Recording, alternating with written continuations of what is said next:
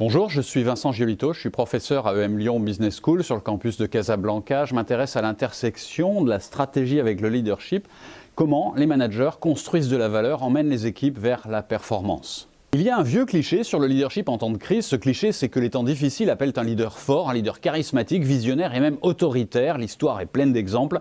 Le plus célèbre, sans doute, c'est Napoléon après la Révolution. Les crises semblent générer de tels hommes forts, oui, surtout des hommes.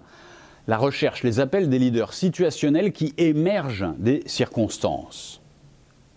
Nous sommes aujourd'hui dans une crise. L'épidémie Covid-19 bouleverse nos repères, casse les économies. On aimerait bien peut-être qu'il y ait un personnage hors du commun avec la solution, un leader derrière qui s'aligner. Cependant, cette crise est différente. Dans nos sociétés globales, nos sociétés digitales, les hommes forts ne peuvent plus émerger comme avant. Ils ne contrôlent plus l'information. Ils sont contestés avant même d'exprimer leur vision, avant même d'exercer leur charisme.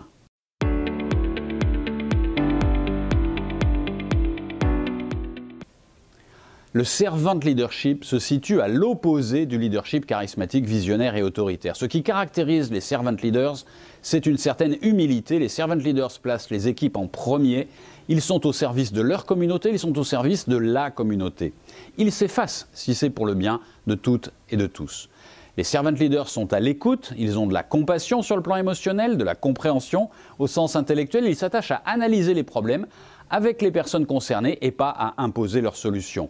Les recherches avec mon équipe indiquent que le servant leadership est efficace aussi quand les temps sont durs, et c'est pas étonnant.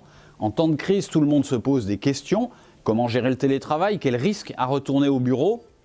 Avec leurs priorités pour les gens et la communauté, les servant leaders, hommes et femmes, permettent à chacun de trouver du sens, même s'ils doivent prendre des décisions difficiles.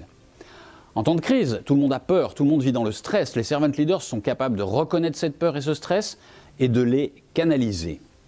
Les servant leaders sont moins médiatisés que les hommes forts en temps de crise, et pourtant il y a des exemples comme Gandhi et Mandela.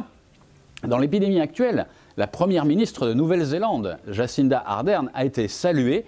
Avec son management en nuance et en respect, le pays s'en tire plutôt mieux que les autres.